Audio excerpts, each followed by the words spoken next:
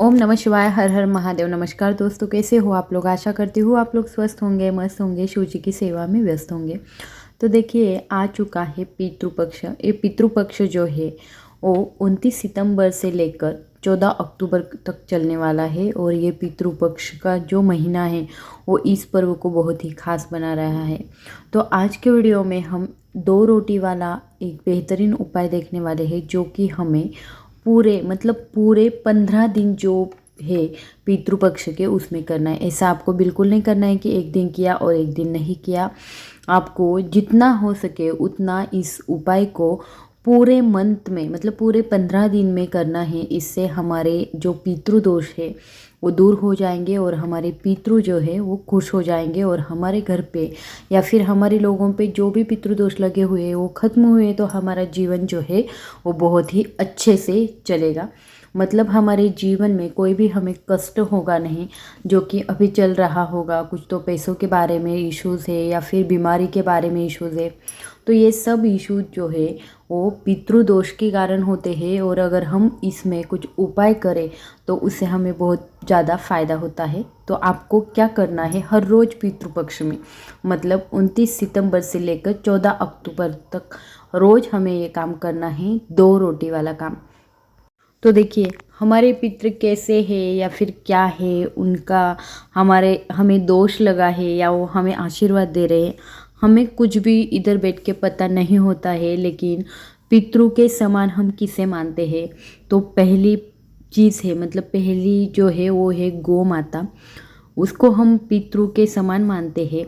हमारे पितृ जो है रहते हैं वो उसमें वास करते हैं। उसके बाद दूसरा जो प्राणी है वो है कुत्ता। काला कुत्ता रहता है, वो भी हम ऐसा ही मानते हैं कि हमारे पितृ उनमें रहते हैं, उनमें हमें वो नज़र आते हैं। उसी के साथ साथ तीसरा जो पंछी है वो है कौवा। तो वो कौवा जो है वो भी हम उसी के रूप में मानते हैं। तो हमें इस दिन 29 अक्टूबर से ये शुरू करना है। हम जो भी पहली रोटी बना रहे हैं तो हमें हमारी पहली रोटी जो है वो गौ माता को ही देनी है। घर में जो भी पहली रोटी बनेगी उसको थोड़ा सा बाजू में रख दो, किसी डिब्बे में रखो, बर्तन में रखो। और जब भी गौ माता आपके इधर आती है तब आपको क्या करना है, आधी रोटी जो है वो फोल्ड कर लेनी है। उसमें आप गुड़ या फिर शक्कर डाल सकते हो, कुछ तो मीठा जो है वो डाल देना है। और ऐसी फोल्ड की हुई रोटी जो है वो गौ माता को हमें रोज़ पितृपक्ष में खिलानी है। अगर आपके पास ऐसा है, अगर आपके पास गाय नहीं आती है, गौ माता नहीं आती है, जिधर आती है उधर आप जा सकते हो। अगर ये भी पॉसिबल नहीं है तो हमें क्या करना है, कुत्ते जो रहते हैं, काला कुत्ता मिला तो ठीक है, अगर नहीं मिलता है तो दूसरा कौन सा भी कुत्ता रहेगा तो हमें उसको ये रोटी जो है वो खिला देनी है। सबसे पहले हम क्या करेंगे, सबसे पहली जो रोटी है वो देनी है हमें गाय को। और सबसे लास्ट वाली जो रोटी बनाते हैं हम, वो देनी है हमें कुत्ते को। उसके बाद आप जब भी दोपहर का खाना खाते हो, 12 बजे हम जब भी खाना खाते हैं तो हमें क्या करना है, जो कौवा रहता है उसके लिए एक रोटी, आप जो भी बना रहे हो, खीर बना रहे हो, रोटी या फिर पूड़ी जो भी बना रहे हो, आपको उसमें से थोड़ा खाना जो है वो कौवे को दे देना है। इसको तो हम हमारे पितृ ही मानते हैं।